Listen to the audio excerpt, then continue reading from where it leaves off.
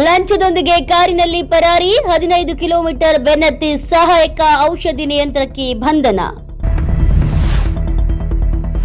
ರಾಜ್ಯಾದ್ಯಂತ ಬಿಸಿಗಾಳಿ, ಬೆಂಗಳೂರು ಸೇರಿ ಹಲವು ಜಿಲ್ಲೆಗಳಲ್ಲಿ ಮಳೆ ಸಾಧ್ಯತೆ. ಹುಬ್ಬಳ್ಳಿಯಲ್ಲಿ ಭೀಕರ ಅಪಘಾತ, ರೀಲ್ಸ್ ಹುಚ್ಚಿಗೆ ಬಿಜೆಪಿ ಮುಖಂಡ ವೀರೇಶ್ ಸಂಗಳದ ಪುತ್ರ ಬಲಿ. ಮಂಗಳೂರಿಗೆ ತೆರಳುತ್ತಿದ್ದ ವಂದೇ ಭಾರತ್ ರೈಲಿನ ಮೇಲೆ ಕಲ್ಲು ತೂರಿದ್ದ ಕೇರಳ ಯುವಕನ ಬಂಧನ. ಭಾರತೀಯ ಷೇರು ಮಾರುಕಟ್ಟೆ ಪಾತಾಳಕ್ಕೆ, ಸೆನ್ಸೆಕ್ಸ್ 2000 ಅಂಕ ಪತನ, ಹೂಡಿಕೆದಾರರು ಕಂಗಾಲು.